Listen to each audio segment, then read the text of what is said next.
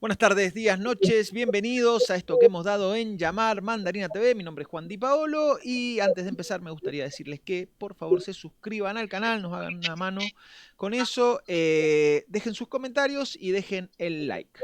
Antes de empezar en el día de hoy, que es un tema que me tiene bastante intrigado hace algún tiempo ya, me gustaría decir algunas cosas. Digamos, vamos a hablar de este libro de Ángel Fareta. En realidad vamos a hablar sobre Ángel Fareta y vamos a hacer hincapié en la traducción de la melancolía.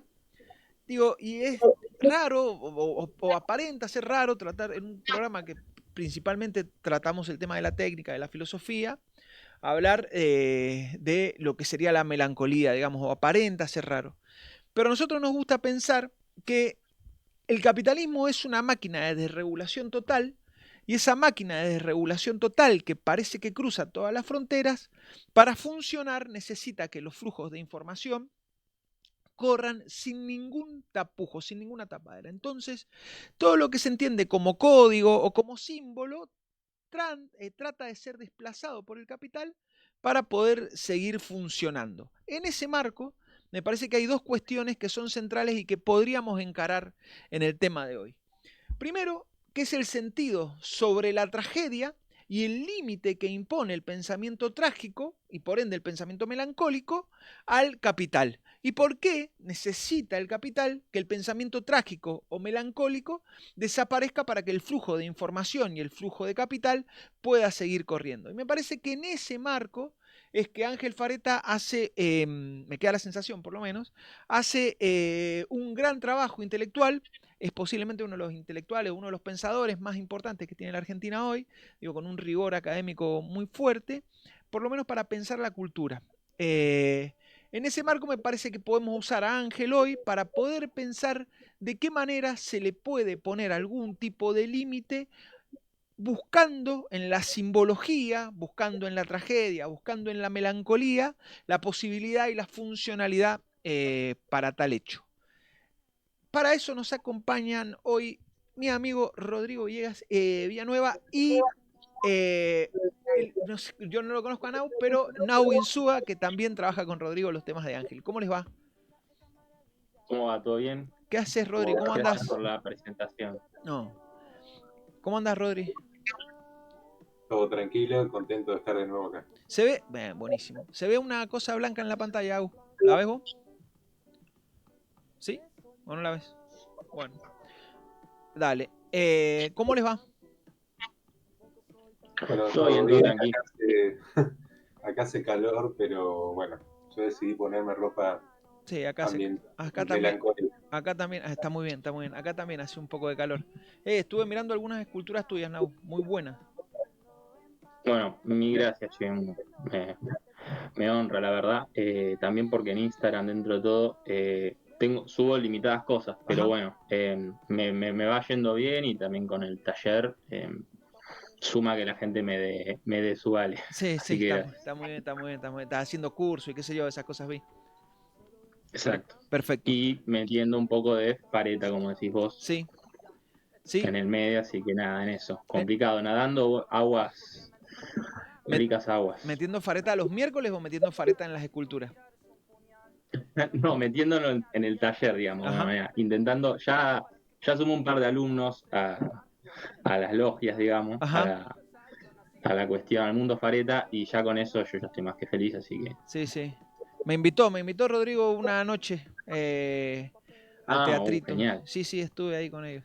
Sí, sí, me divertí muchísimo. Fuimos a cenar después un rato. Bueno. Estuvo bien, estuvo Genial, muy bien. Tengo grandes recuerdos. Sí.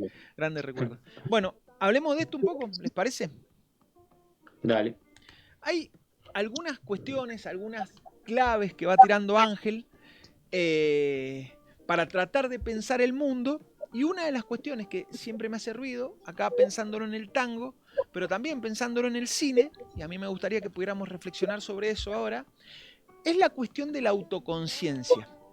La autoconciencia de sí, digamos, ¿cuáles son los límites que se pueden poner a partir de la autoconciencia? Y principalmente, ¿qué es lo que se entiende a partir del pensamiento de Ángel por autoconciencia? No sé, Nau, si querés decir algo sobre eso. Yo particularmente no lo... Como todo lo que a mí me tocó de Ángel, me tocó principalmente por el cine. Ajá. Entonces, lo que usa Ángel en el cine para hablar de autoconciencia es casi hasta un segmento temporal del cine, en cuanto hablando de más del cine de los 2000, particularmente habla mucho de película de Carpenter, por ejemplo. Entonces, la autoconciencia hace referencia en el cine, hasta en forma básica, decir, en saber que se sabe. Y eso mostrarlo a la hora en una puesta en escena, con referencias a...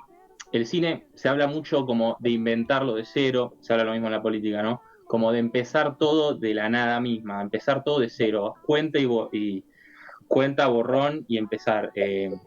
Todo esto lo que hace Ángel cuando dice autoconciencia es este cine que sabe que está terminándose, que sabe que las cuentas ya están saldadas dentro del marco teórico de Ángel. Sí, claro.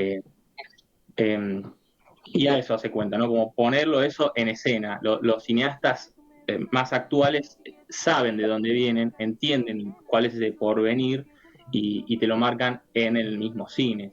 En cuanto a cómo lo marcan, ya depende de cada película, cada director. Pero hace referencia a este sector temporal del cine que estamos ahora.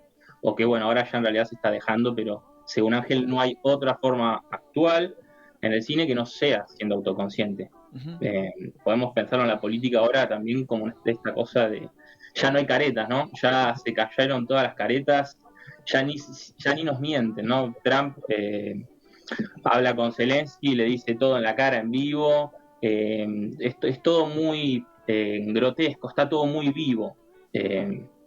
Algo de que ya se superó incluso la autoconciencia de este estado de estamos todos sin máscaras. Entonces nada está oculto, ¿no? Y lo de Ángel un poco necesita que el símbolo se materialice detrás de una primera historia, ¿no? Uh-huh. ¿Vos, Rodri? Total. Bueno, la cuestión de la autoconciencia implica un lado positivo y un lado negativo, al menos como lo entiendo yo desde la melancolía. A ver. O sea, si lo pensamos como positivo, es esta capacidad de poder ser conscientes de nuestro pasado y volverlo operativo de alguna manera. Es lo que decía Van Gogh cuando hablaba de una melancolía activa, ¿no? Uh-huh. La diferencia de la En nostalgia potencia. atrás, claro. El asunto con la conciencia y la autoconciencia es que implica estar consciente no solo de lo que te precede, sino también de los límites trágicos de la vida, ¿no? Uh-huh. Entonces, para transmutar, como palabra que usa Ángel en un sentido alquímico, para transmutar esta sensación de caída, de regreso a un tiempo cronológico en el sentido de que estamos atrapados en un límite temporal, aparece la lírica, ¿no? La lírica viene a ser un exorcismo de esa sensación de agonía. Uh-huh. La autoconciencia implica, como bien decía Nahuel, saber qué se sabe y saber qué se sabe. O sea, él Pareta ese hincapié en el acento en la E, en el sentido de que ya tenemos el material, pasamos por una cocina, en el sentido alquímico, por un atanor, sabemos lo que hay que integrar y en base a eso no podemos irnos por los márgenes. Por eso Ángel dice que el cine llega a su fin en cierta época porque alcanzó a expresar completamente esta autoconciencia donde la obra se hace visualmente y profundamente más metafísica. Se reconoce la metafísica en la obra de una manera más transparente. Sí. ¿Y cuál es esa época para vos? Bueno, yo ahí quería hacer una pequeña corrección a Nahuel, que habló de los años 2000 en el cine. La autoconciencia en el cine tiene una primera aparición con Wells en El Ciudadano, Wells en El Ciudadano, y llega a la autoconciencia con El Padrino y El Exorcista en los 70. Uh-huh. Dentro de lo que yo pienso de esta este traspaso de la autoconciencia, yo creo que el cine tiene su autoconciencia, como bien dice Ángel, en los 70, pero ni llega a los 2000, o sea, no llega a desarrollarse en el 2000. Yo pienso que ahí hay un paso alrededor de los años 80, finalizando la época de Carpenter, como bien decía Nahuel, hay un paso a los videojuegos y el anime, que es la teoría que yo también comparto con Ángel, Sí, de una continuidad y una diáspora de este contenido metafísico y simbólico. sí, sí. Sí, a mí me parece que es finales de los 70, digamos, me parece que lo mejor de Carpenter es en esa época, pero me queda la sensación de que esa forma de adquirir la técnica industrial por el cine llega, según la teoría de Ángel, vamos a decir así, llega hasta finales de los 70, principios de los 80, y que no da más que eso el cine, digamos, ¿no? Lo último muy importante que mostró el cine lo muestra en esa época. De hecho, perdón, Juan, Sí, que te dale. interrumpa, pero eso que estás diciendo es clave, porque fíjate que el cine quedó en un loop en los 80, ¿no? Se convirtió, en vez de melancólico, en nostálgico. Sí, de eso vamos a hablar ahora. La diferencia entre melancolía y nostalgia, que me parece central para tratar de entender esto que vos decías recién, de tratar de hacer operativa la conciencia.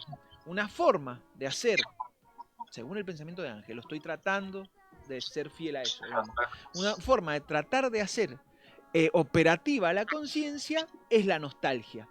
Y la nostalgia como tal, perdón, la melancolía. La melancolía. Y la melancolía como tal llega como forma estética, me queda la sensación a mí, digamos, y hay muchísimo escrito sobre eso, hasta los años 70, 80, yo podría hacer ahí alguna relación entre el fin de la forma industrial de producción y la melancolía y el arribo de la forma financiera de producción y la nostalgia como una forma estética de la posmodernidad, digamos. Entonces hay como una clara diferencia entre melancolía y nostalgia. Melancolía como esa última operación política de resistencia frente a lo que Ángel llama la movilización total, y la nostalgia como esa forma de producir y seguir reproduciendo del capital financiero. Me queda esa sensación, igual lo tiro como para que lo podamos charlar. No, es muy correcto. Ángel por momentos habla de la potencia, como una pérdida de potencia del hacer. Ajá. Como dijo Rodri, yo vi el video la vez pasada que Rodri hablaba de los videojuegos, Ajá. me pareció Buenísimo. espectacular lo que hicieron. Ajá, gracias. Analiza siempre las palabras, Rodri, de dónde vienen, de dónde provienen, para que nos den también ese sentido de, ok, ¿qué es lo que estamos diciendo cuando hablamos? Nostalgia viene de regreso doloroso, nostos como regreso y algo como de dolor. Hay un capítulo en que habla Ángel, que habla de la cuestión de lo popular, lo folclórico, y traza una, como hace siempre Ángel, ¿no? Desde allá, desde ese momento hasta acá, te traza una línea. Y habla de Pegui, que fue el que acuñó el nacionalismo francés, y te habla de esa cosa que pasaba con la movilización total, con la revolución industrial, que nos pasa hoy en día, de casi que estamos embuidos en un extrañar algo pasado con tanta fuerza que cuando lo traemos, lo forzamos a traerlo hacia acá, vuelve totalmente embalsamado y totalmente artificial y casi hasta, bueno, sin la realidad, ¿no? Porque no es melancólico en ese sentido. Entonces, lo separa con la melancolía. La melancolía es un estado de caída, dice Ángel. Lo mejor para hablar de melancolía es pensar en El Padrino y pensar en Michael Corleone como el ejemplo del personaje melancólico, en comparación con el resto de los personajes de la película, ¿no? Y lo mismo, Ángel le dedica en ese libro un capítulo al cuadro de Durero sobre la melancolía, ya con el título de la melancolía. Es una alegoría, está increíble. Y te lo contrapone al personaje angelical melancólico, caído, porque los ángeles vuelan, pero está sentado casi de aburrimiento, te lo contrapone contra el angelito este plutónico, jovial, que es más de Zeus, ¿no? Que está escribiendo y haciendo, y el ángel está en un estado como pensativo, contemplativo, entre aburrido, denso. Ya ahí te empieza a separar lo que es la melancolía lo que es la potencia, como el ángel, y lo que es la nostalgia, que ya es otra cosa. Hasta cuando habla de Pegui se la atribuye como una cosa también más infantil, como una nostalgia a los primeros veranos de niño en el campo. Volvés a ese lugar en el campo y ves que las cosas cambió. Y en vez de lidiar con eso y volverlo, como dijo Rodri, no dijo potencia Rodri, pero digo, en vez de volverlo acción, en vez de hacer, se intenta como petrificarlo, ¿no? Como que se lo trae, lo que se extraña. Es muy interesante. Dale, Rodri, dale, y yo después tengo algo para decir. Dale, métele. Tiene mucho que ver con la cuestión del memento mori, ¿no? Recordar que vamos a morir en una época donde no hay sostén teológico, no hay sostén metafísico. Obviamente que estamos más entregados a la nostalgia, en el sentido de no poder abrazar la tragedia desde ningún ámbito. Hay una suerte de positivismo empresarial que nos lleva a ser activos, pero no melancólicamente. O sea, el melancólico tiene, como bien decía Aristóteles, o sea, solo los grandes personajes de la historia son melancólicos. Sí, sí. Entonces, Cristo mismo era melancólico en el sentido paritiano, quiero decir. Entonces, la melancolía tiene que ver con el recuerdo de un tiempo perdido, de una edad de oro, metafóricamente hablando, que se relaciona también con la primavera, con el inicio del año, con la cuestión de la juventud que se pierde, como decíamos, el memento mori. Entonces, una de las formas de exorcizar la agonía es a través de la lírica, y esa es la herramienta que nos da el tango. Está muy bien, está muy bien. Nada, me parece súper interesante. Yo lo que haría es asociar la idea de nostalgia a la idea del folclore, que me parece que algo de eso hay en el libro, digamos, y ese tratar de volver más que en una forma potente, en una forma estética, muy limitada, digamos, incluso comercial, podríamos decir, digamos, incluso de que puede correr en los márgenes que ofrece el capitalismo, mientras que la melancolía lo que hace es poner un límite, digamos, limitar el mundo del flujo. Entonces, ese límite del mundo del flujo queda atrapado en el mundo melancólico, digamos, en el ángel de Durero, digamos, en este ángel que no se puede levantar de ninguna manera de la situación que tiene, digamos, no hay potencialidad ahí. Me acuerdo, está citado en el libro de Ángel Chateaubriand.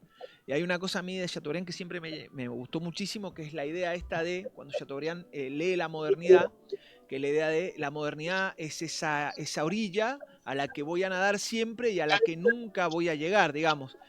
Me parece que ahí, claro, me parece que ahí hay un encuentro entre esa idea de la modernidad y esa falta de límites a la modernidad que hoy, digo, con la tecnología, digo, con el cambio tecnológico, con la velocidad del cambio tecnológico, lo que nos damos cuenta es que es inalcanzable para lo finito de lo humano, digamos, y podríamos entender que a partir de la falta de este pensamiento melancólico, de este limen, del límite a el flujo permanente, lo que hay es una forma inaccesible de lo humano a la verdad, digamos, la verdad es inaccesible para lo humano y sin embargo la razón hace parecer, la moral, la modernidad, digamos, hace parecer que hay una forma de acceder a la verdad, la verdad siempre ha sido inaccesible para el humano y sin embargo estamos en esa búsqueda, en vez de bueno, muchachos, es hasta acá, esto es lo que puedo conocer, esto es lo cognoscible y lo otro está más allá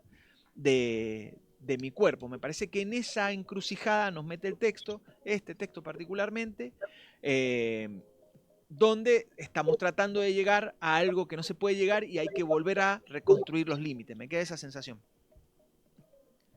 Sí, yo comparto y Ángel traza todo un camino de hacia dónde desciende la nostalgia, digamos. A ver. Te habla del tedio, Ajá. hace un gran capítulo al respecto del tedio, la angustia, y como lo último, lo más bajo, la desdicha, que es un estado casi donde tu dolor es individual. Él dice, lo que hace el tango es volver esa cosa, la desdicha, volverla trágica. o sea, que te saca de esta desdicha individual que es tu culpa, no puede ser generalizada, no puede ser llevada en retrospectiva con nada trascendente, no viene de ninguna tradición ni de ningún origen, es exclusivamente tuya esa desdicha. Lo que hace el tango es, sí, me abandonaron, me dejaron extraña, pero lo vuelve una cosa trágica, le da una tragedia. Y la tragedia tiene una conexión a lo que nos pasa con algo superior. Vos estabas hablando recién, hay una problemática que es casi horizontal, ¿no? Como uno va a conocer la verdad, pero a través de nuestra vida, como dice Rodri Cronos, como una cuestión linealidad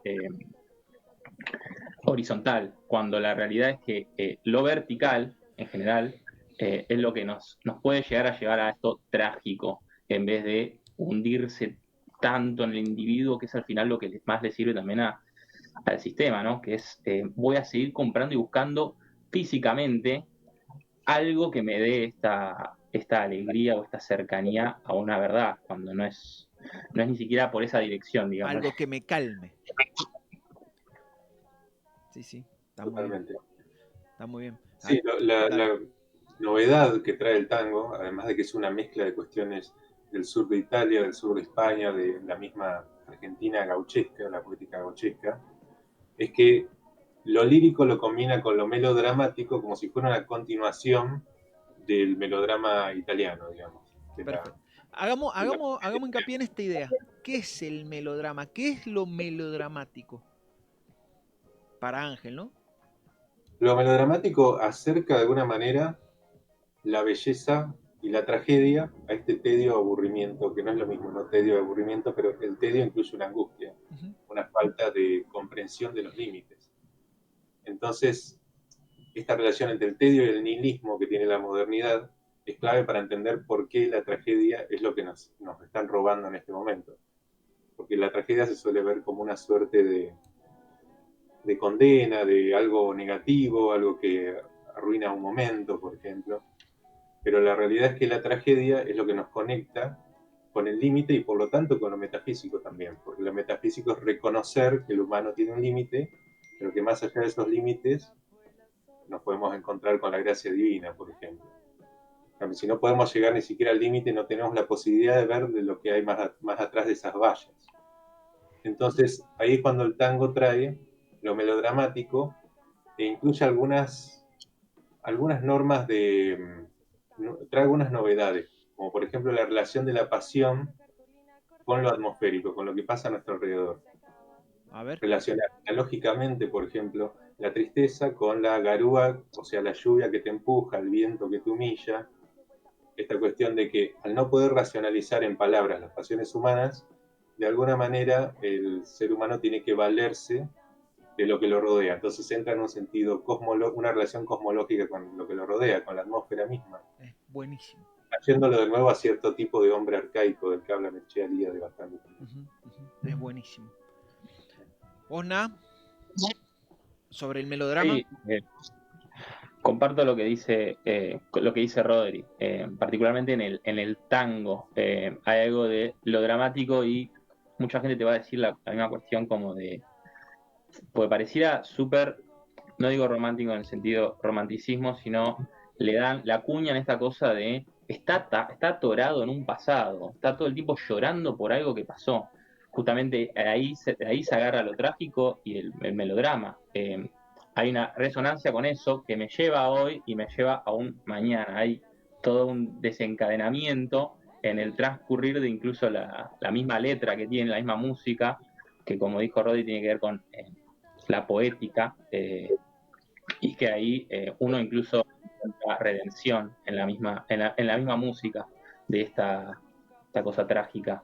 Sí, hay un tema que acá charlamos bastante, digamos, que es la cuestión de la reflexión en torno al tiempo. Vos decías recién esto de hay una métrica del tiempo, digamos, hay una forma del tiempo que obviamente hoy parece que está rota, digamos, ¿no? A mí me gusta decir que ese tiempo que se mostraba como lineal, donde vivir cuestiones que no tenían que ver estrictamente con el consumo eran parte de la experiencia, de la gran experiencia humana, digamos. Hoy, de la gran experiencia humana, y quiero hacer hincapié en la idea de experiencia, porque hoy parece que lo que hay que vivir son experiencias una tras otra, dejando de lado que para llegar de un lugar a otro, digamos, de un punto a otro de la experiencia, hay que pasar por un montón de, vamos a decir, a este caso, melodramas, digamos, o de dramas, o de esfuerzos, o de situaciones, ¿no? Digo, me parece que esa estructuración de la temporalidad tiene mucho que ver con la etapa de esta etapa como sería como de la movilización total ultra racionalizada, digamos, ¿no? Esta aceleración absoluta de la movilización total, donde parece que lo único importante es esa línea horizontal, donde todas las experiencias tienen que ser, vamos a decir así, instagramiables, ¿no? Todas las experiencias tienen que servir para una foto de felicidad en un lugar bonito o en una comida fantástica, digamos, como si en el medio no hubiera absolutamente nada. Y estamos todo el tiempo produciendo nuestro cuerpo para esa situación. Y en ese sentido me parece que la idea de melodrama, como la idea de melancolía, pueden servir como limen, como punto liminar a ese atosigar de experiencias permanentes, ¿no? Para vivir lo humano de otra manera, ¿no? Para poner un límite a esta forma de vida que, nada, que tanto está costando hoy, ¿no? Sí, y dijiste algo ahí clave que usan ellos, que es la cuestión de la experiencia. Sí, claro, La experiencia vendría a ser algo que conseguís al final de una vida, incluso al claro. final de una etapa, de cruzar un umbral, Sí, sí, sí. eh, del retorno a casa, ¿no? Esto siempre se vende también la experiencia como un paquete de venía a vivir esta experiencia. Son todos Totalmente. tipos de experiencias. Y hay algo de yo te tengo que dar a vos, te estoy vendiendo la experiencia, te tengo que dar a vos de pe a pa la sensación de que viniste, aprendiste y te lo llevaste, sin casi ningún tipo de sacrificio también. Y Ángel hace esta resonancia cuando habla de la cuestión del tedio. Hay algo de casi que las cosas van perdiendo el conflicto que es inherente a la vida. Y con esto no me refiero a, che, me tengo que operar la pierna. No, No, no obvio, va por obvio. un lado de conflicto en cuanto a lo doloroso, físico y de poner en riesgo la vida, sino va en justamente cruzar y adentrarse o más de uno y buscar esa trascendencia, cuando las experiencias, justamente uno podría esperar llegar al final de la vida con la experiencia, no comprándola. También me parece muy allá por el uso de palabras que hacen, siempre se revelan también, se muestran ahí, y mismo no lo piensan, solo se empieza como a contagiar. Yo también en el curso tranquilamente puedo vender la experiencia, que en realidad significa un paquete, venís, esculpís con un vino, experiencia, cuando es una cosa totalmente, es muchísimo más grande, muchísimo más amplia y requiere de cierta, justamente trascenderse uno en esta técnica que uno está buscando aprender o lo que sea que estén vendiendo también, ¿no? Está muy claro, está muy claro. Sí, hay una necesidad de terminar con cualquier tipo de tedio. Digo, terminar con el tedio quiere decir terminar con lo vasto de la cuestión humana, digamos, ¿no? Porque digo, en el aburrimiento, en el tedio, hay cuestiones de la reflexión que quedan totalmente agotadas frente al impulso del capital de vender, consumir, vender, consumir, vender, consumir, ¿no?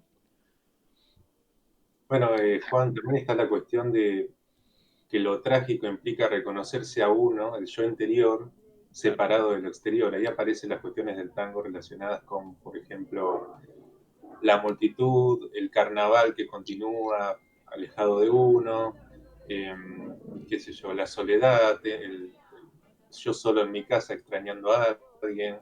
Esto está prohibido en el presente, digamos, o sea, las experiencias son colectivas generalmente. Ujú. Entonces esta cuestión de reconocerse como uno, trágicamente, que es el origen de la filosofía, ¿no? Reconocerse como solo en el universo. Ujú. Sin ese autorreconocimiento de una soledad es imposible abarcar la extensión, porque ¿por qué uno se encarna en un sentido filosófico? ¿Por qué Cristo se encarnó?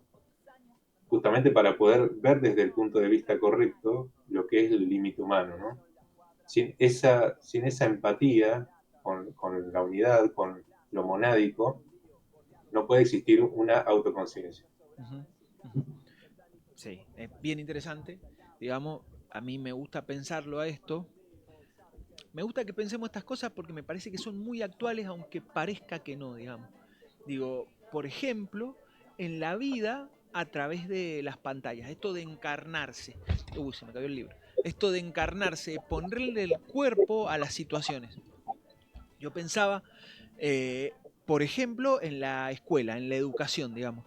Hay una cosa que pasa en el aprender que tiene que ver con el locus de ubicación, digamos. El que te enseña está ahí, vos ves su corporalidad, sabés cómo se mueve y posiblemente aprendas mucho más estando de lo que hace que de lo que dice, vamos a decir así, ¿no es cierto? O sea, no es un relato absolutamente racionalizado donde lo único que necesitamos para aprender es un cúmulo de información, sino que tiene que ver con la postura, con las formas, con la estética, digo, con un montón de cuestiones, con el olor, con el aroma, digamos, con un montón de cuestiones que rodean a la forma de vida que generalmente cuando uno media a través de las pantallas, que es una cosa de la que hablamos bastante acá, digamos, cuando uno media a través de las pantallas queda totalmente cortado. De hecho, esta situación que nosotros estamos teniendo acá posiblemente sería mucho menos esforzada, digamos, en el diálogo, en el mi movimiento de las manos incluso, que si estuviéramos sentados en una mesa los tres juntos, digamos. Funcionaría de otra manera el diálogo, ¿no? Es lo aurático, como dice Benjamin, o sea, hay algo de el in situ, en la estar ahí, que obviamente con esta cosa también que se empujaba en un momento, se sigue empujando de actualizar las escuelas. Claro. Al final el ser humano sigue siendo el mismo que antes, o sea, el niño, el bebé sigue necesitando las mismas cosas. Por eso hay escuelas, ya sea la escuela Waldorf o hay incipientes nuevas escuelas que en realidad vienen de pedagogías viejas, pero digo, el contacto que necesita el niño sigue siendo el mismo ahora que lo fue en el pasado, que lo va a hacer en el futuro. El actualizar la escuela no va a tener que venir a mano con, bueno, ahora habla con la IA y juega jueguitos, que es lo que está pasando, ves muchos niños con pantallas, eh, cuando la cuestión de poder tocar materiales nobles, tocar pasto, como dicen, es tipo, es totalmente necesario. Benjamin habla de lo aurático y tiene que ver con eso, con la obra de arte de vivirla ahí en el momento. Lo mismo, yo muchas horas de arte, dedicándome a eso, las viví por la computadora. Realmente ir y ver una obra de arte donde están, ya en el museo ya es otra situación, ¿no? Sí. También hay que Sí. recalcar eso. Ángel habla mucho de lo museístico, Sí. pero incluso las obras que hacen mis alumnos, las que hago yo, la situación donde están, la disposición es otra cosa. La sacás de ahí y se rompe. Sí. Ni hablar en foto, ¿no? Y yo hablo de algo que no es gráfico y tengo ese problema. Yo muestro un dibujo, la imagen en sí es muchísimo más fácil es más accesible a la mano. Una escultura, algo que está representado en 3 dimensiones, que yo lo puedo sostener acá y te lo tengo que girar, las pantallas todavía no lograron, excepto que nos metamos en meta y en un metaverso con VR, todavía no lograron ni siquiera lo táctil, ¿no? La escultura es muy de las manos, es más del sentido de las manos que de lo visual.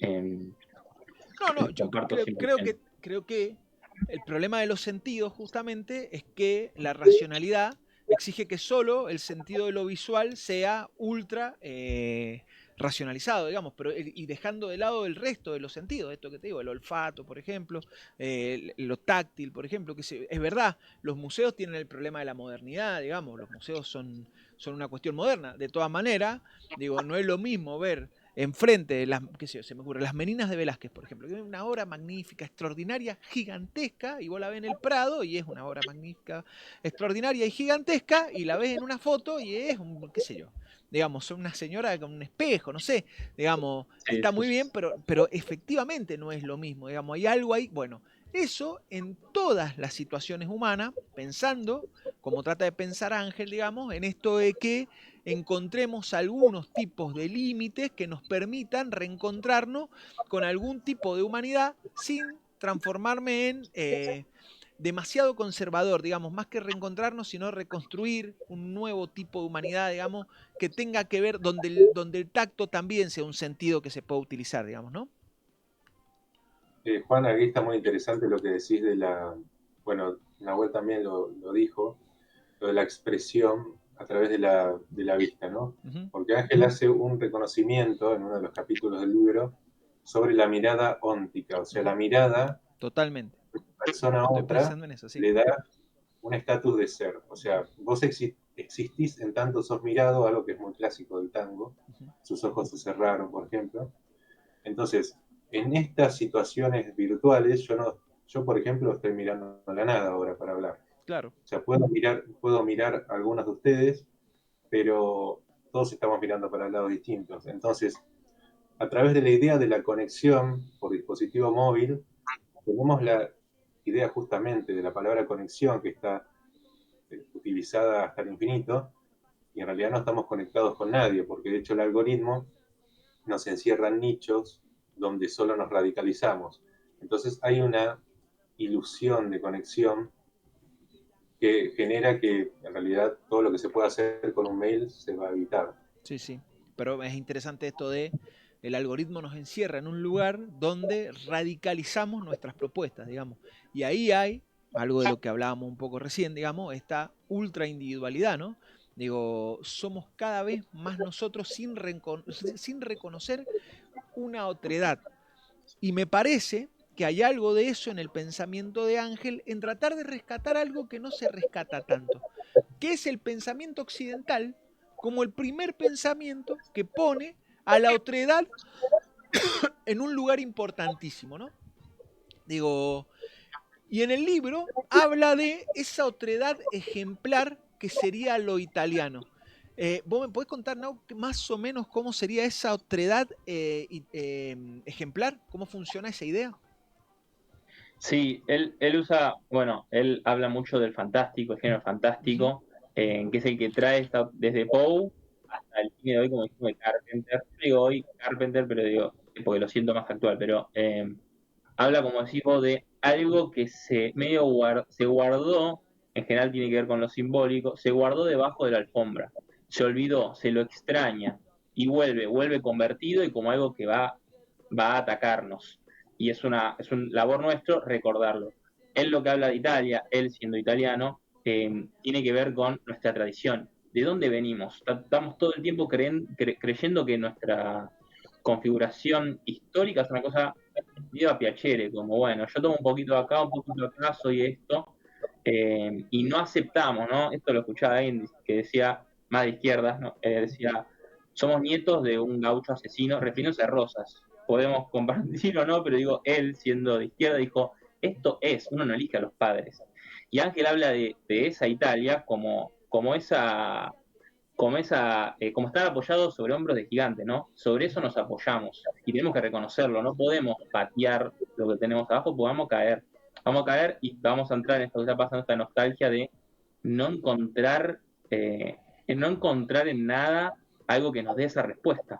Cuando la respuesta justamente, lo de Ángel, lo que a mí también me resonó, es ya está dada, tanto en el arte, sea en el cine, como en la historia misma.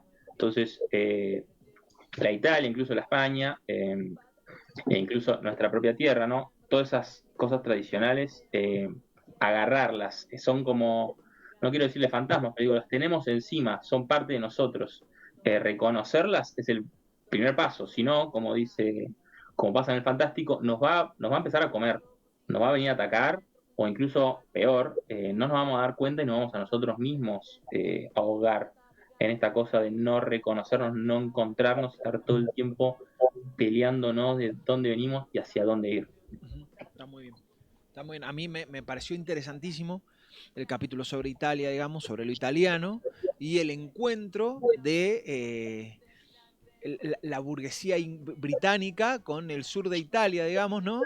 Y me parece que ahí hay algo de lo argentino que está bastante piola, digamos, como para analizar, ¿no? Porque parecía que el orden racional, urbano, burgués, era un orden de familias nucleares, donde la casa, estaba estructurada también en función de, por ejemplo, el parentesco. Y cuando caen al sur de Italia, digo, se encuentran con que hay otra forma, digamos, y esa otra forma no es la barbarie, es otra forma, ¿no? Y la racionalidad moderna lo que trata de hacer es ponerlo en el lugar de barbarie, de la incomprensión absoluta, ¿no? Y sin embargo, esa Italia católica incluso, ¿no? Estamos hablando de una Italia católica, ¿no? De herencia española, qué sé yo. Esa Italia no tenía nada que ver con la burguesía industrial británica al caso. Y ese encuentro me pareció genial, digamos, y me parece que ahí hay algo de... Porque es interesante analizar la idea del orden y del desorden, digamos. El orden en el fondo es el triunfo de una forma política sobre otra. Digo, y justamente los británicos van a triunfar a finales del siglo XIX de tal manera que van a tratar de ordenar al mundo en función de la forma de la movilización total. Por eso, por ejemplo, construyen lo que después se va a conocer como proletarios, ¿no? Totalmente. Sí. Bueno, perdón, Dale. si lo pensamos de esa manera es interesante lo que Ángel habla de un encuentro asimétrico entre la cultura citadina, urbana de Buenos Aires y el pensamiento todavía anímicamente feudal, como lo llama Ángel, del sur de Italia y del sur de España. Entonces, en ese mix aparece una fuerza, una síntesis nueva, que Ángel lo refiere como fuerza espiritual del sur de Italia con lo que es la poética gauchesca. Entonces, ahí aparece lo que Ángel llamaría ondante, ¿no? Una cuestión de potencia ondante en el sentido de que si nosotros olvidamos eso, nos estamos olvidando de nuestro origen, en un sentido metafísico y real. Ahí aparece el concepto de recuerdo, ¿no? ¿Qué significa la palabra recordar? Recordar es recoger la cuerda, digamos. Como hizo Ariadna para salir del laberinto o para volver al centro. Entonces, recuerdo, recordar, recordare, también está relacionado con cord, de corazón, que es otra forma de centro, pero centro espiritual. Entonces ahí es interesante cómo nosotros, juntando a través de la poética del tango y de todo lo que nos conforma simbólicamente como argentinos, cómo podemos regresar a ese centro recogiendo esa cuerda misteriosa que a la vez representa también nuestro origen espiritual, el regreso al origen en un sentido metafísico, ¿no? Sí, y eso hacerlo operativo, digamos. Hay una idea en el libro y en las reflexiones de Ángel que tiene que ver con esto que él llama la mitopoética, ¿no? Digo, esta idea de que el arte, el tango, no es solo subjetivo o no solo tiene que ver con la lírica, sino que en el fondo hay una mitopoética que te permite encontrar el límite, ¿no? ¿Podemos hacer algún fondo sobre la idea de mitopoética en Ángel? Sí, tocaste justo algo que habla de lo subjetivo, un poco lo que dice Ángel también aplica siempre el cine, yo lo llevo un poco para ese lado, siempre va a estar lo subjetivo puesto, porque si no se vuelve alegórico, ¿no? Porque si no empezamos a jugar en el plano en el que ya estamos hablando de dioses y de cosas metafísicas, él siempre habla de alquímicamente, ¿no? De lo bajo a lo alto y no al revés. Entonces te habla de pasar del plomo al oro. Entonces, en ese sentido, cuando empieza el tango y cuando uno escucha el tango, siempre va a estar el lado subjetivo. El tema es si eso logra romperse, como dijimos recién con la cuestión que tiene con la desdicha, si puede salirse de uno, pero parte de ahí, digamos. Las experiencias al final las vivimos, las tenemos. Rodrigo me puede contar lo que le pasó y cómo ocurrió con algo y yo empatizo con esa cosa trágica por la que él pasó, pero es a través de él que sucede. Entonces, en la cuestión poética del tango, lo mitopoético se ata desde ahí, ¿no? Desde lo subjetivo, desde a mí me rompieron el corazón, cómo lo vuelvo, cómo llego a tocar lo mitológico, ¿no? O el mito. El mitologema habla Ángel cuando se refiere en las películas al uso de estos mitos actuales vueltos convertidos, ¿no? Pero tiene que ver con que las dos cosas tienen que estar y las dos cosas se tocan y conversan entre ellas, pero ahí es donde también compartimos, nos entendemos en el arte, cuando nos toca a distintas personas, distintas experiencias, el mismo sentir trágico a través de este individuo que estamos viendo a través de una pantalla, en una canción que alguien habla con un bandoleón sobre un amor pasado, la nostalgia, el amor a la madre, todas esas cosas. Está muy bien, está muy bien. Rodri. Creo que ahí tocaste algo clave, Nau, que es que el arte en este sentido actúa como herramienta operativa siempre y cuando nos sirva para derrotar el tedio, ¿no? Pero no en un sentido de aburrimiento, sino en el tedio provocado por la falta de un piso espiritual, por decirlo de alguna forma. O sea, en el sentido de que el nihilismo es lo que uno combate con el arte. O sea, en ese sentido, no hay nada más operativo que hacer arte hoy en día. O sea, el arte lo que viene es a exorcizar y a reconfigurar el rito, perdón. El rito no es otra cosa que acto puro. Un acto puro que nos conecta con nuestros antepasados. O sea, ¿qué dice Mircea Eliade sobre el rito? El rito es renovar el ciclo a través de una acción. O sea, una acción que fue hecha antes por un dios, por un antepasado o por un héroe. Entonces implica una acción, el arte implica una acción. Cuando no implica una acción, como dice Nao, se vuelve alegórico. O sea, implica un pensamiento que se reflexiona hasta el infinito en sí mismo. Sí, sí. Entonces, creo que el arte se tiene que volver a ver como una acción, ¿no? Como una acción política, en algún sentido tiene que ser lo que cambie el mundo, lo que cambie las cosas, sobre todo en esta época donde se le dice arte a cualquier cosa y el origen de la palabra arte es justamente acción, arts. Claro, claro. Sí, sí, hay varias cosas, pienso, digamos. Primero, vivimos en una sociedad donde el nihilismo parece ser diseñado, digamos. Digo, porque hay grandes niveles de cinismo, grandes niveles de nihilismo que nos llevan a esos grandes niveles de cinismo. Hemos hablado bastante de eso y posiblemente una de las formas de las salidas de esas discusiones sea la acción, digamos, que tiene que ver con la corporalidad, que tiene que ver en el fondo con el arte.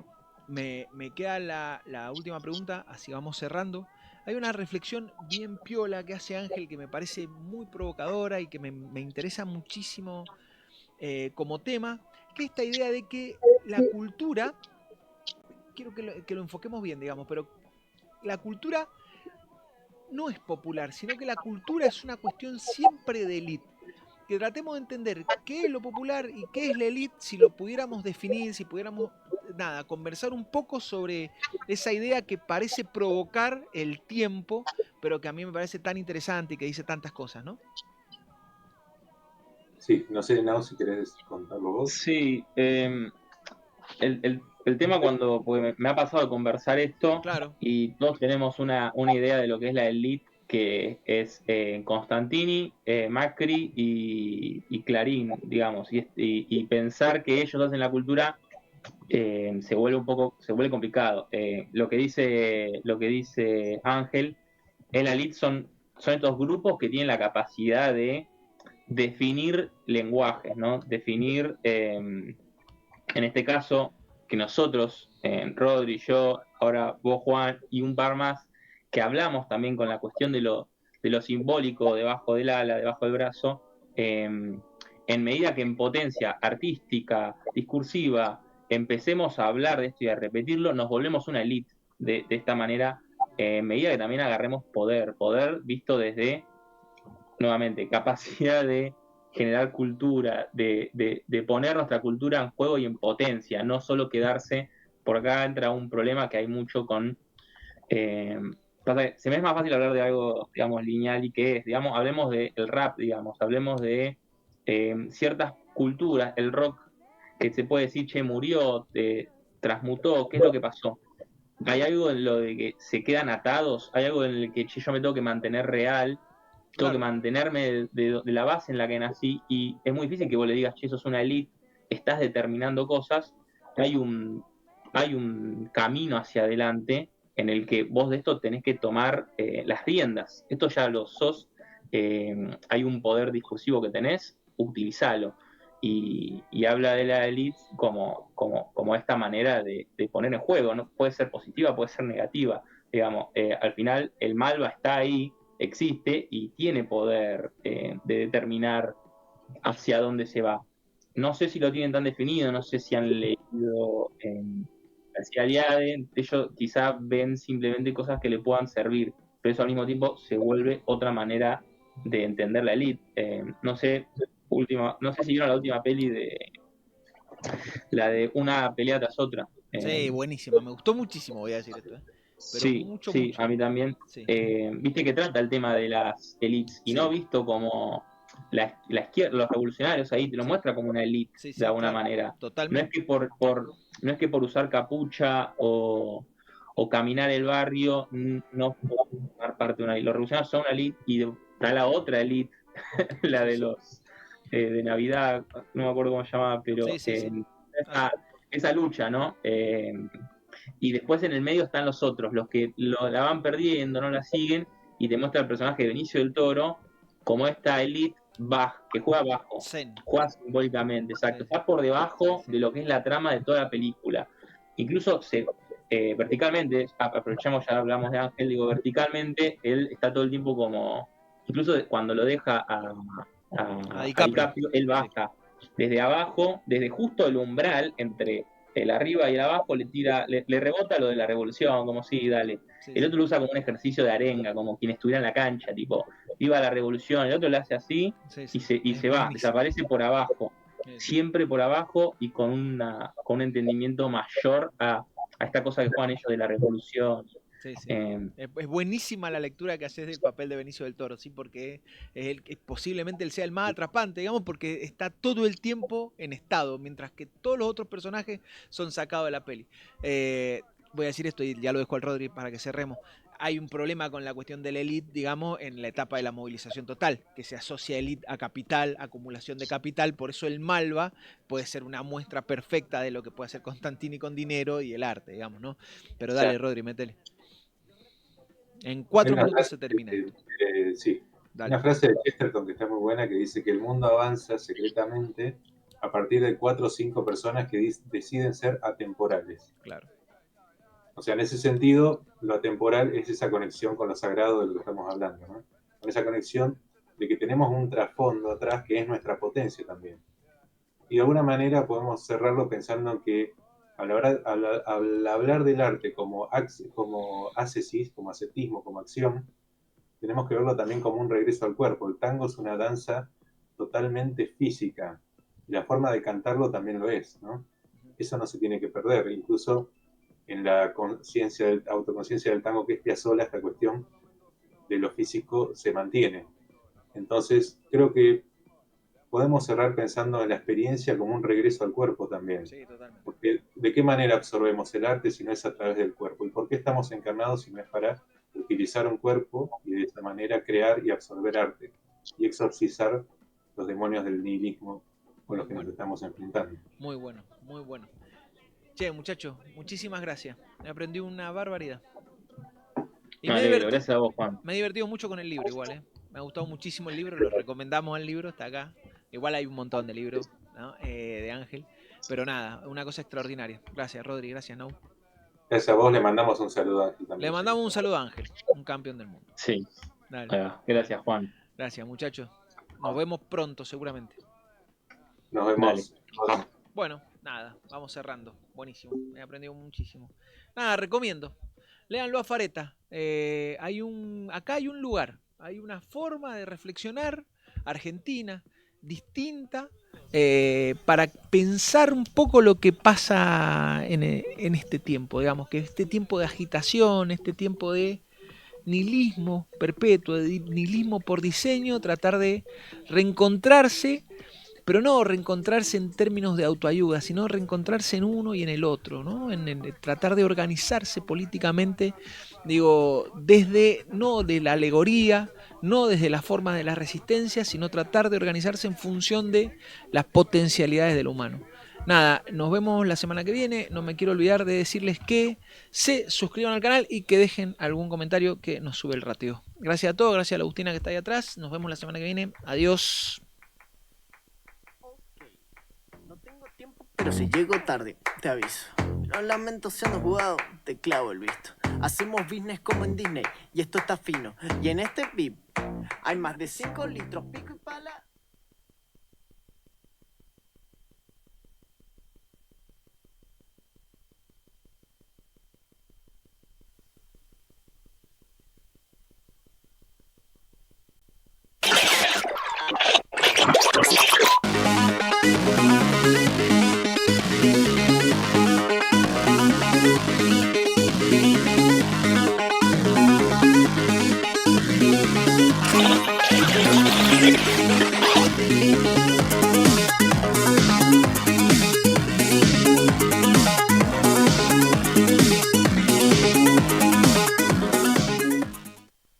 Estamos, bloque 2. Hace un rato estuvimos hablando sobre cine, sobre la melancolía, sobre tango. Y ahora vamos a hablar también sobre cine, que hace un tiempo vino el Javier a charlar con nosotros y nos dijo, esto está por salir, y quedó ahí. Bueno, ahora salió. Tenemos acá Filamdes, la Hollywood de Argentina, de el amigo Javier Osoyo. ¿Qué haces, Javier? ¿Cómo andás? Hola, ¿cómo estás, Juan? ¿Qué se siente escribir un libro y que te lo publiquen? Bien, mi quinto. Ah, ¿es tu quinto libro? Sí. Mirá vos. Sí. ¿Y? Sí, siempre es a mí me encanta, qué sé yo, no sé si es para todo el mundo, pero a mí me encanta y me parece que el libro todavía es una herramienta interesante para comunicarse, digo, en estos tiempos de tanta espontaneidad, tanta rapidez, tanta licuación. Sí. El libro todavía me parece que es un lugar. Me gusta, pero no querés decir liquidez. Liquidez, Sí, no, pero licuación. hay algo de liquidez en eso. A mí me gustan los libros, a mí me parece que de ninguna manera la relación que uno establece con algo que toca en términos sensoriales puede ser similar a la relación que uno establece con algo que no toca. Que no toca, Claro, totalmente. Porque no, el conocimiento no es lineal. Totalmente. Digamos, no adquirís solamente racionalmente el conocimiento, también tiene que ver con sensaciones, digamos, si no... Sí. Por eso el amor epistolar era mucho más interesante que el amor por Instagram, digamos, Claro. o por ¿cómo se llama ahora? Tinder. Tinder. Hicimos algo de eso. ¿Qué haces, Javier? ¿Cómo andás? Bien, muy bien, contento con la publicación del libro. Bueno. La verdad que muy contento. Contanos un poco del libro, charlemos un poco del libro. Yo después te voy a hacer algunas preguntas que tienen que ver con la industria del momento, con los años 50 particularmente. Pero, ¿cómo es la industria del cine en Mendoza? ¿Cómo empieza el cine? ¿Cómo se empieza a mirar el cine en Mendoza? Bueno, el cine empieza particularmente en Mendoza, que es la periferia de la periferia, digamos. Sí. Empieza a finales del siglo XIX con las primeras proyecciones de cine mudo. A pesar de que se podría pensar que todo era mucho más lento, es bastante rápido como llega el cine a Mendoza, porque la primera proyección de cine en Mendoza es en 1899 y el cine había llegado a la primera proyección a Buenos Aires en 1895, o sea, 4 años demora de Buenos Aires acá,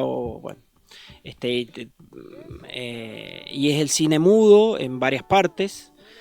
Yo trabajé bastante eso como es el inicio del cine en Mendoza, y empieza por la proyección cinematográfica, ese desarrollo cinematográfico, lo que significa la distribución, o sea, ver cine en salas de cine continúa no solamente en los viejos teatros, el Teatro Municipal, que era un teatro importante en Mendoza, que estaba enfrente de la Plaza Cobos, actual Plaza San Martín, donde en la vereda oeste, ahí estaba el viejo teatro municipal, que era un gran teatro, un gran teatro. ¿Qué hay, una playa de estacionamiento ahora? No, ahí está el edificio El Busi. Ajá. El edificio El Busi, y hay un hotel al lado, creo. Ajá. Bueno, ahí se hace la primera proyección y después empiezan a aparecer las proyecciones en los cafés, y empiezan a haber cafés biógrafos. Había un café muy famoso en la Argentina, en la Mendoza de principio del siglo, que era el Café La Colón, que estaba ahí en la calle Necochea y San Martín. Ahí se empieza a pasar películas hasta que finalmente llegan las salas de cine. Ajá. Ese es el proceso del cine que se da en todo el interior del país. Mendoza tiene una particularidad. En un momento determinado, 1944, en el único lugar que aparece una productora de cine al estilo Hollywood, piensen Metro Goldwyn Mayer, ¿no? La Universal, productora de cine, aparece una en el interior del país y es en Mendoza. Es el único lugar en la historia del cine en que hay una productora privada, sin apoyo estatal, en la historia del cine argentino. El único lugar. 1944, 1957. Opa, qué coincidencia de fechas. Está claro. Antes de meternos en Filamdes concretamente, te hago una pregunta sobre las temáticas del cine. Vos decís, había cine mudo. El cine mudo no era el de los hermanos Lumière, digamos, era un cine que tenía relato, argumental. No, todo. en principio son básicamente documentales. Por ejemplo, la primera película, o una de las primeras películas que se pasan varias, venían con una compañía de Buenos Aires. Ajá. Una compañía de Buenos Aires a mediados del siglo XIX en adelante, sobre todo en el interior, existían lo que se llamaban los circos criollos. Los circos criollos eran compañías de Buenos Aires que andaban dando vueltas por el interior que llevaban, por un lado, cuestiones circenses, digamos, propiamente, cuestiones gauchescas. De hecho, por ejemplo, el Moreira, que es un relato gauchesco, se estrena en un circo criollo y empiezan a llevar cine. Y llevan cine, básicamente son documentales. Por ejemplo, en Mendoza se estrena La cacería de Roosevelt en África, que lo filman a Roosevelt, al Teodoro Roosevelt, Sí, ¿no? sí, sí, sí. Lo firman en África cazando, proyectan las corridas de toro de un torero famoso en España, eso en varias partes, películas que tenían 9, 10 partes, todo mudo. Y mucho después, o sea, bastantes años después, empiezan a agregar lo que eran los cartones que entre parte y parte explicaban algo de la película. Mirá vos. Ya eso es cuando la película aparece siendo ficcional. El cine mudo aparece ficcional. El cine nace con dos corrientes desde el inicio. La corriente Lumière, que es la corriente documentalista, digamos, de los documentales, de filmar la realidad tal cual está pasando. Plana. De hecho, los hermanos Lumière, por ejemplo, pensaban que ese nuevo invento que era el cine iba a servir para la medicina. Porque se podía ver el movimiento del cuerpo. Muy poquito tiempo después aparece el cine ficcional de la mano de Méliès. Méliès es el primer, que es un productor de teatro, que se da cuenta de que el cine puede poner en la pantalla teatro. O sea, relato ficcional. Sí. Y en la Argentina llega primero el cine documental y después al poco tiempo va empezando el cine más ficcional. Más temprano hablábamos de Fareta. Fareta dice que es con Griffin que aparece el cine, hace la diferencia. Claro. Con todo. Claro. Con todo el cine de Lumière, digamos, y dice cuando aparece la posibilidad de la edición, y la edición muestra plano y contraplano. Exactamente. Aparece el relato, digamos, y ahí aparece otro tipo de comunicación, digamos, donde el cine se sigue, o sea, el arte se sigue pensando en términos de industria, pero se piensa en términos de industria y en términos de arte, digamos, que es una cosa bastante novedosa, ¿no? Claro, sí, porque el cine de Méliès, si bien es ficcional, es continuo.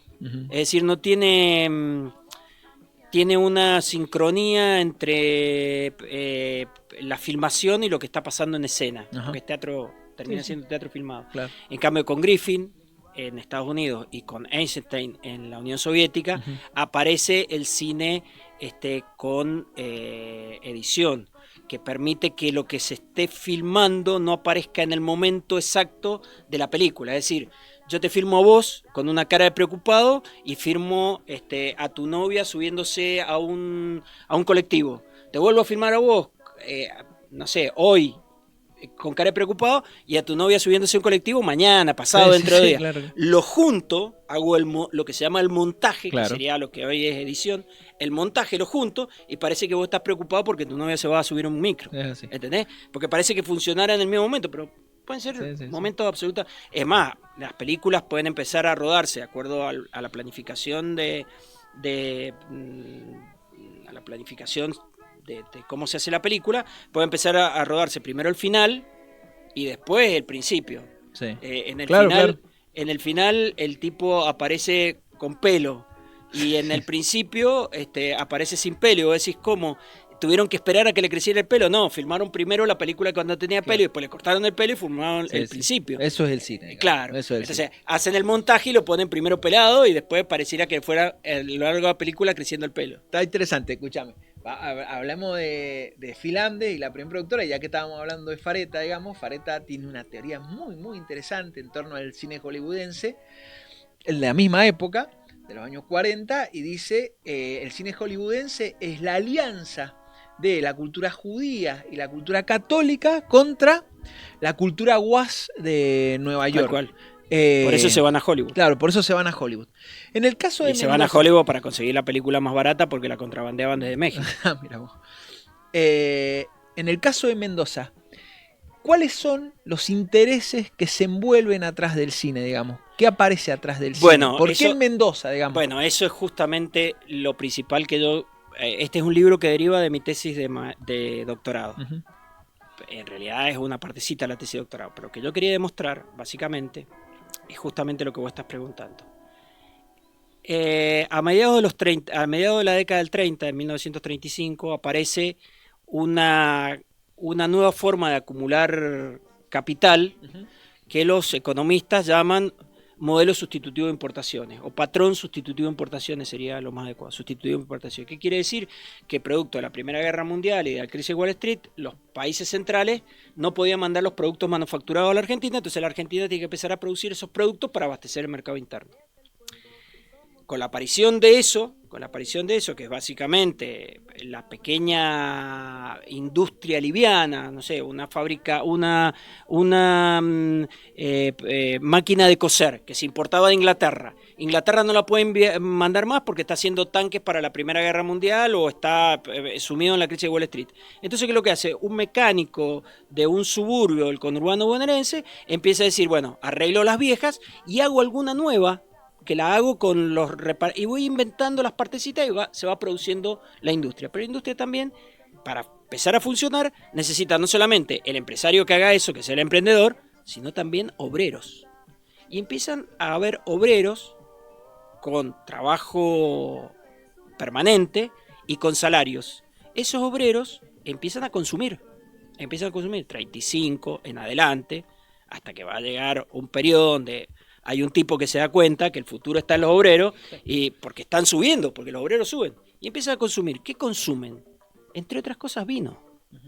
Y como el vino no competía con la industria inglesa, desde el principio no compite. Desde el principio no compite, digamos. Como el azúcar en Tucumán, se puede mantener. Entonces empiezan a producir, a comprar vino, y los bodegueros mendocinos empiezan a vender vino en forma a paladas en el mercado interno.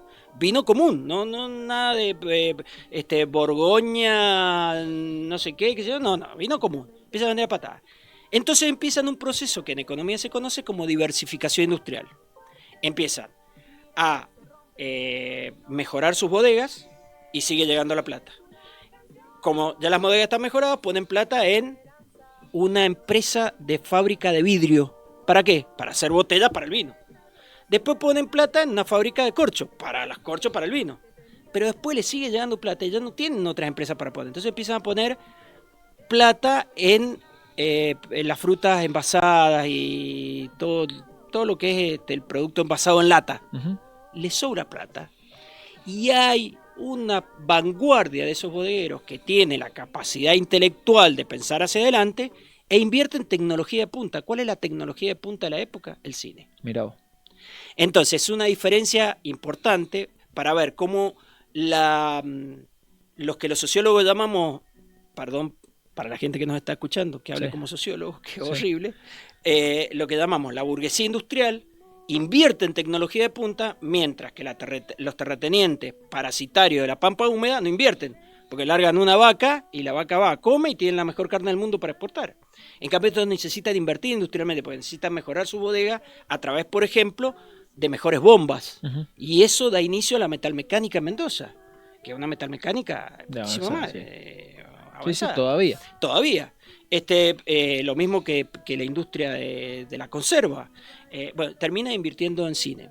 En mi tesis era una manera de explicar también el fracaso argentino, digamos, porque la pampa húmeda fue una bendición para la Argentina, pero el uso capitalista que se le dio a la pampa húmeda fue la perdición de la Argentina, porque básicamente fue la clase dominante en la Argentina, la terrateniente, y que es una clase absolutamente parasitaria. Sí. Mientras que, por ejemplo, los bodegueros, que era una clase industrial, apuesta, por ejemplo, a la tecnología de punta. Claro. La tesis no llegó a totalmente hacer eso, sino fue más que todo un desarrollo de los bodegueros mendocinos y del cine. Entonces, son los bodegueros mendocinos los que dan origen, respondiendo a tu pregunta, después de este gran rodeo, a Filantes. Básicamente liderados por Isaac Fleischmann, que es quien lidera el proceso de inversión, pero no lo hacen como una cuestión artística, no es hipismo. Es para ganar guita. Nos sobra plata, ¿en qué invertimos que no des plata? En el mundo moderno, ¿qué te da plata más rápidamente? Piensan ellos, en los 40, el cine. Como si hoy vos me dijeras el streaming o fabricar celulares, no sé. No, o sea, sí, pero no se habla de libros, digamos, un poco más difícil. Bueno, sí, ponele, si alguien dice hoy, si vos invertís Si te sobra plata y querés invertir, ¿cuál es la industria que tiene mejor retorno, más fácil? Las financieras hoy. Bueno, claro, en la Argentina la financiera, Sí, lamentablemente. Pero bueno, en esa época no existía la financiera, digamos, Sí. y existía la industria. Está Y ponen claro. plata en el cine. Está claro. Escúchame, y en términos de infraestructura, ¿qué queda de eso? ¿Qué hay de eso? ¿Qué instaló eso? ¿Cuál fue la capacidad instalada que Mirá. tuvo eso? Finlandia se funda en 1944, ahí pongo algunas fotos de la fundación. Hay un empresario mendocino que es el que mueve todo, apoyado por los bodegueros, pero el que mueve todo, que es don Arturo Santoni, y empiezan a filmar, ponen la plata y empiezan a filmar en Buenos Aires. Filman algunas películas en Buenos Aires, pero después desarrollan estudios en Mendoza. Los desarrollaron en el Puente Olive, donde hoy está la Coca-Cola. Sí. Ahí estaba instalado Finlandia. Godoy Cruz. Godoy Cruz. Sí. Eran 4 hectáreas, Sí. hectáreas que tenía una gran nave, que era donde se filmaba interiores, pero también tenían talleres de carpintería, talleres de electricidad, talleres de sonido, vestuarios, etcétera, etcétera. Hasta un laguito tenían. Mirá vos. Hicieron 2 cuadras de un barrio que todavía se llama Barrio Finlandés. Sí, está ahí lo resumo. Está ahí el barrio cerca del Finlandés. cementerio de Cruz. Exactamente, entre el cementerio y la Coca-Cola. Ujú. ¿Y qué queda? Queda la nave que está en poder de la Coca-Cola, que lamentablemente hace relativamente poco pintaron el cartel que tenía esa nave mirá. de material que decía Finlandia. Lo pintaron. Lo pintaron de blanco. Ajá. Mirá Queda vos. más bonito de blanco, pensaron los vagos. Claro, ¿Para sí. qué vamos a dejar esto Sí, Finlandia? aparte de la Coca-Cola. ¿quién La le Coca-Cola. importa? Claro. Escúchame. ¿Y las temáticas de esa época cuáles eran? ¿Eran Bueno. temáticas mendocinas, temáticas argentinas? ¿Ya leíste todo el libro? Sí. ¿Qué lo parió? Dale. Bueno, porque sí, justamente uno de los temas del libro es cuál es la temática, si hay realmente un proceso de búsqueda identitaria. O sea, si hay un cine mendocino. Sí. No hay un cine ¿No hay un cine mendocino? No. No me digas. Hay un cine Sí. de Buenos Aires que se produce en Mendoza. Pero de todos modos, ustedes piensen que se funda en 1944, empiezan a filmar en 1945. En 1956 ya están muertos, terminan de filmar en 1957, pero están muertos. Es decir, que del 45 al 55, 10 años de funcionamiento de la industria, no alcanzó como para producir un cine que pudiera ser identitario. Sí. Pero iban en la búsqueda. Claro, incluso las temáticas ni siquiera a veces eran de Buenos Aires, a veces las temáticas eran Sí. copiadas del cine internacional, ¿no? Sí, la primera película se llama El gran amor de Becker, que es sobre Adolfo Becker, viste que tiene que ver con Mendoza, Ajá. Becker. Ajá, o Bueno, con la- filmaron una película que se llamó Corriente Calle de Ensueños, que fue el debut cinematográfico de Mariano Mores, Ajá, mira. que era Corriente la calle de Buenos Aires. Pero hay 2 películas para mí, puedo haber visto todo el cine de Finlandia, que no es bueno. ¿Cuántas películas hay? 17. 17 películas. Ajá. 17 películas, ¿cuáles hay perdida una? Sí. Había perdido 2 y me dijo mi amigo Sergio Sánchez, que es el que tiene el director del Museo Audiovisual Interactivo acá de Mendoza y que hace el rescate del cine mendocino, que encontraron una de las 2 que se había perdido, Mirá vos. que es El cartero. Bueno, hay 2 películas que para mí muestran una búsqueda, por lo menos. Una se llama Rescate de Sangre, que es un tipo que hereda un campo en Mendoza, un tipo de Buenos Aires que hereda un campo de Mendoza, se viene a Mendoza y el campo no tiene agua. Entonces, para hacerlo producir necesita que haya agua. Pero mientras está tratando de hacerlo producir, se enamora de una esclava, porque todo transcurre en el periodo anterior a 1810. 1808, 1809 transcurre la película. Se enamora de una esclava. Entonces, lo poco que produce le sirve para comprar a la esclava. Cuando la va a comprar a la esclava, se casa antes de comprarla. Y cuando va a comprar a la esclava está embarazada. Ajá. Entonces, como hay derecho de vientre de propiedad Claro. del esclavo, tiene que comprar también al A hijo. los dos, claro. Entonces sigue trabajando para comprar al hijo, la vuelve a embarazar, sigue trabajando. Buah. Bueno, todo así la Sí, película. Pero ahí está todo el tema del agua, Ajá. está muy bien hecha desde el punto de vista histórico, Ajá. porque, por ejemplo, está filmado un arreo de vacas Mirá vos. hacia Chile. Y Porque está- Mendoza, antes de la llegada del ferrocarril, comercializaba con Chile. Porque hay un librito ahí de Pablo Acosta muy lindo que se llama Vino de capa y espada. Porque si tenías que comercializar con Buenos Aires, primero que tenías que pasar 4 aduanas. Porque las provincias Sí, sí. eran unidas, pero hasta por ahí nomás, no habían Sí. constituido una nación. Y aparte te saltaban. En cambio, si ibas a Chile, tenías que pasar por la cordillera. Nadie te iba a saltar, porque ¿quién te iba a saltar en la cordillera? Y pasabas una sola aduana y tenías acceso directo a un puerto. Ujú. A un puerto que comercializaba con todos los puertos del mundo. Sí, sí, sí. Entonces hasta 1899 nosotros realmente fuimos parte de, hasta 1899, hasta la llegada del ferrocarril. 1884. 1889. 84, me parece. Bueno, por ahí Sí. comercializábamos más con Chile, éramos más chilenos que argentinos. De Sí, hecho, nuestra historia como Mendoza, Claramente.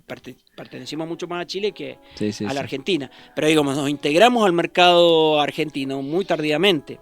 Y está muy bien eso desde el punto de vista histórico. Y filmaron en la cordillera, nevaron, se quedaron atrapados ahí, es divino. Todo el cuento de la producción, que a mí me lo contó un tipo que yo pude entrevistar de Finlandia. Ah, un mirá. administrativo. Sí, yo entrevisté Sí, sí. a varios de Finlandia.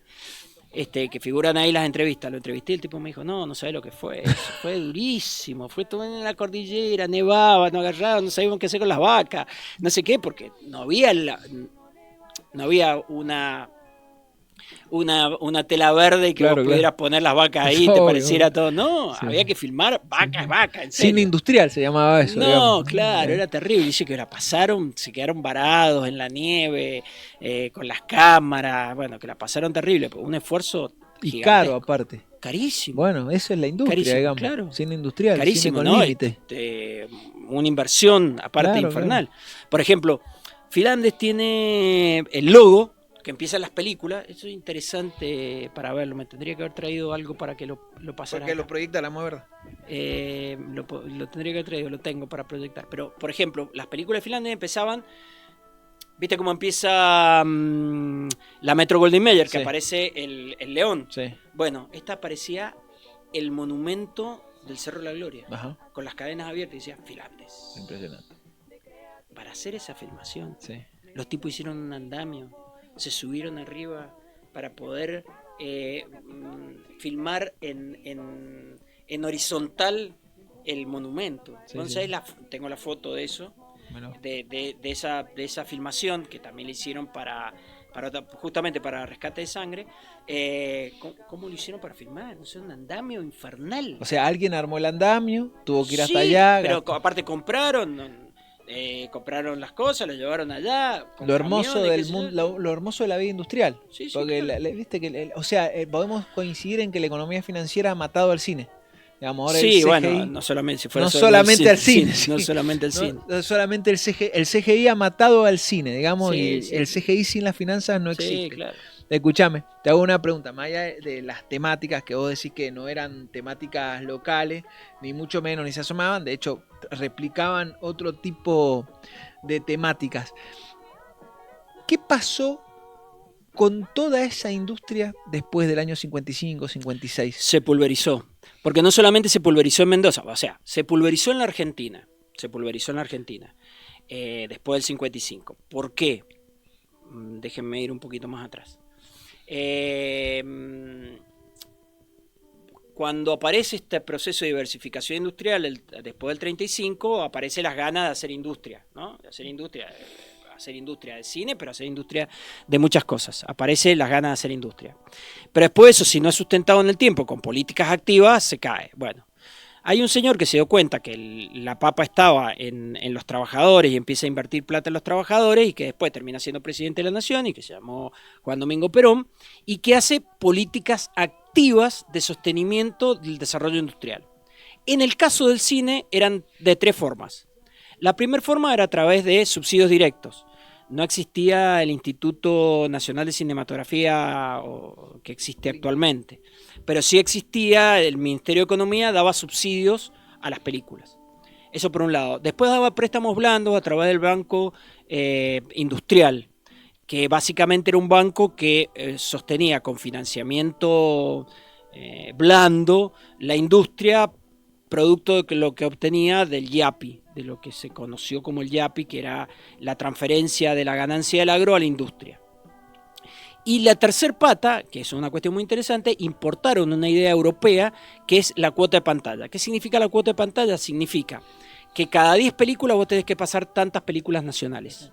Entonces el peronismo impulsó y puso en funcionamiento la cuota de pantalla. Entonces el tipo que invertía, en este caso bodegueros mendocinos, tenían el retorno de la inversión asegurado ya antes de empezar la filmación. ¿Por qué? Porque tenían créditos blandos, porque tenían subsidio, porque tenían cuota de pantalla. Porque los cines necesitaban cubrir esa cuota de pantalla y necesitaban producción nacional que no había. En ese momento desde el 46, 47 al 55, hay en todo el país 23 productoras cinematográficas. 22 en la ciudad de Buenos Aires y una en el interior, Filandes. Cuando llega la revolución mal llamada libertadora, más conocida como la fusiladora, en el 55, lo primero que hace es eliminar los subsidios, los créditos blandos y la cuota de pantalla. Entonces, si no pueden sobrevivir la gran mayoría de los estudios de Buenos Aires, mucho menos un estudio del interior del país. Lo hicieron pelota.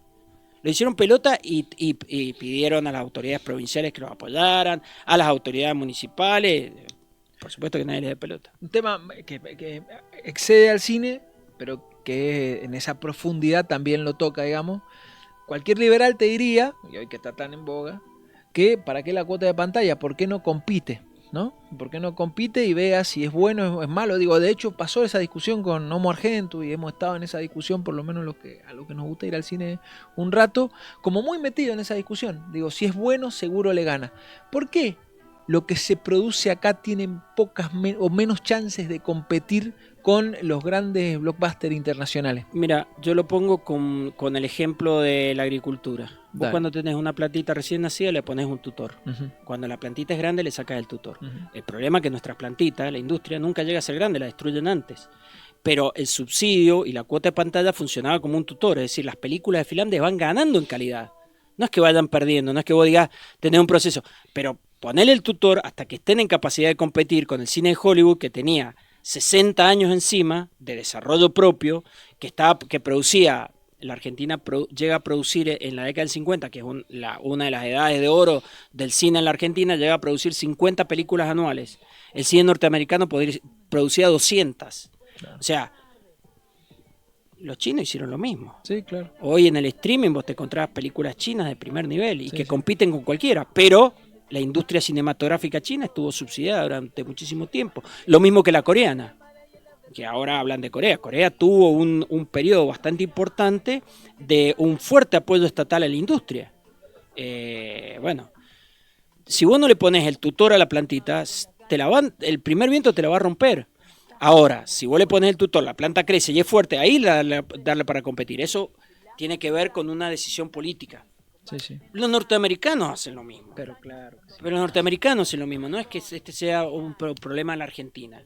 No, lo que pasa es que te están diciendo, mira, ¿por qué no compiten en una carrera de atletismo el campeón del mundo con un niño que empieza a nacer?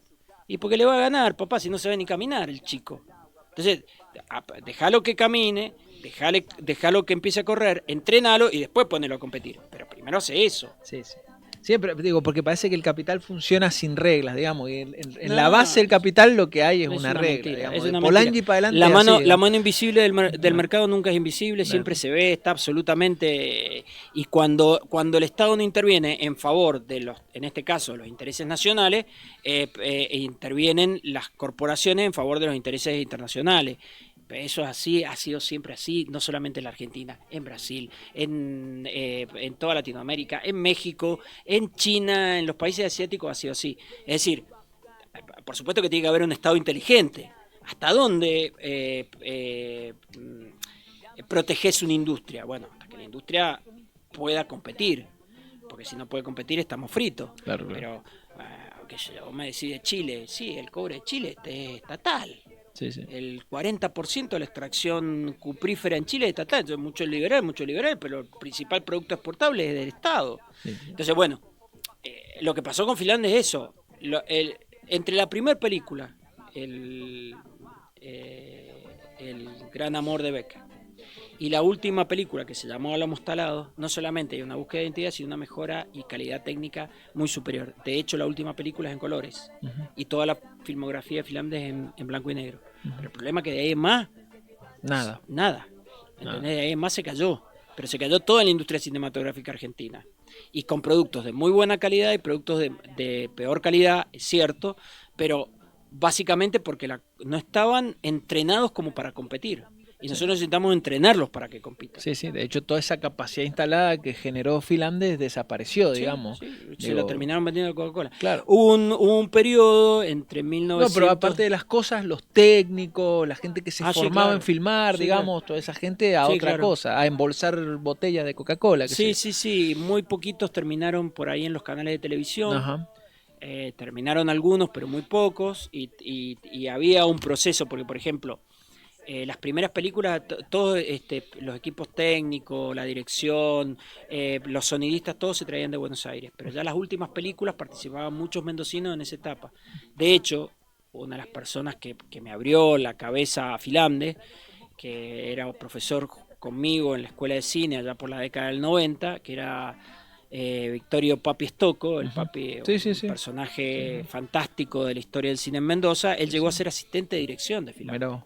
Y empezó desde abajo, es decir, y fue aprendiendo con la propia práctica, no había en escuela de cine. Estamos viendo las películas del Cine Club Estoco, recomendamos igual. ahí, Claro, sí. Papi, está muy bien que al Cine Club le hayan puesto Stocco porque el Papi era un capo total, una persona maravillosa, muy querible, muy querible. Y él llegó a ser asistente de dirección de directores afamados para la época. Pero aparte producía otra cosa.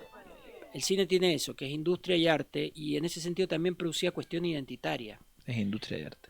Entonces, vos qué sé yo, ibas caminando un día por la calle Pedro Molina y te encontrabas filmando a Enrique Muñoz, como si hoy te encontraras filmando a Franchella. Ujú. Te lo encontrabas filmando. Y después, cuando veías la película, decías, esa es Claro. la calle de Pedro Molina, yo estuve por ahí, yo pasé Sí, por sí. ahí. Sí, sí, sí. ¿Entendés? Y en los créditos aparecía en el tercer lugar un tipo que dijo hola en algún momento tu en una tío. película y era tu tío. Claro.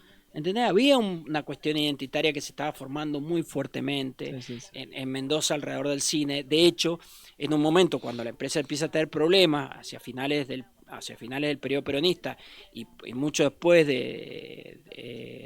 después de la revolución, después del golpe militar del 55, se venden acciones. Todos los mendocinos compraron acciones, todos. Bueno. Es más, todavía en la actualidad me encuentro con algún señor que dice, mi papá tenía una acción de Finlandia, yo creo que por ahí lo tenga, tráigamela, porque... Sí. Este, Valer no vale nada, pero Sí, históricamente sí. Pero digamos. vendieron acciones y todo el mundo compró, ¿eh? Mirá vos, Se qué agotaron impresionante. las acciones, se agotaron cuando las vendieron. Escuchame, vamos cerrando. ¿Y hoy qué ves? ¿Cómo ves la industria cinematográfica en la Argentina, más o menos? En Mendoza no existe nada. No existe nada. No. O sea, existe.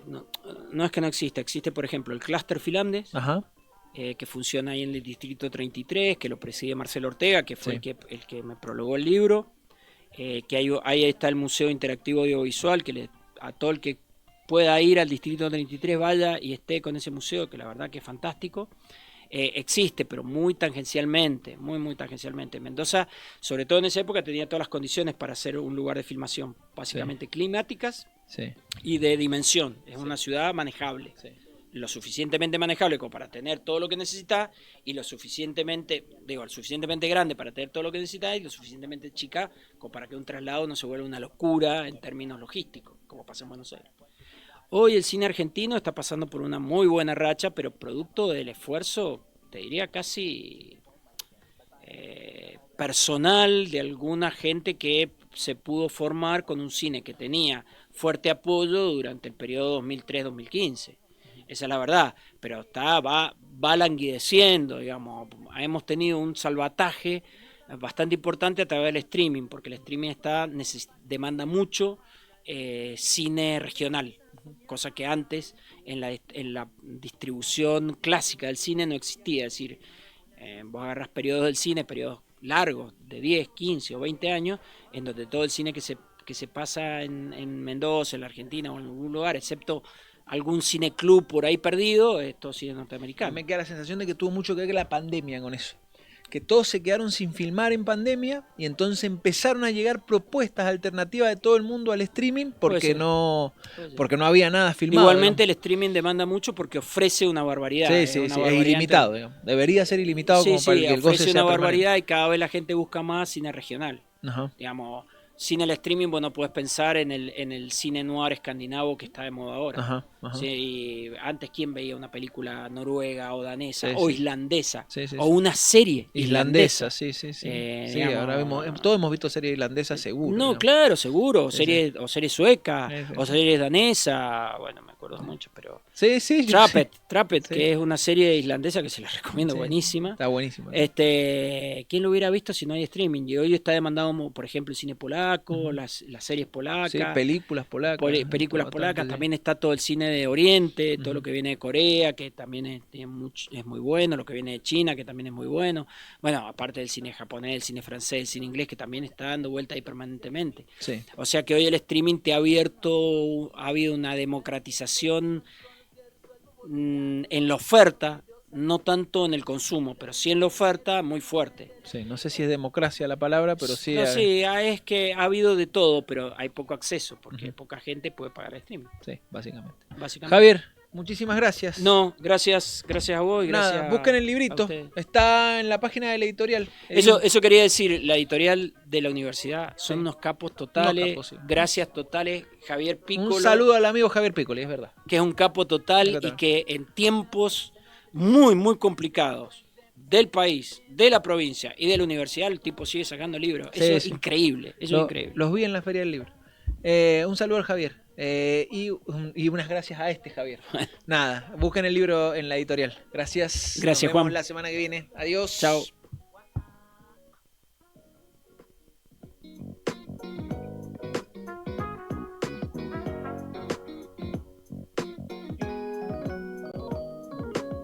No queda otra que pisar y volver a empezar.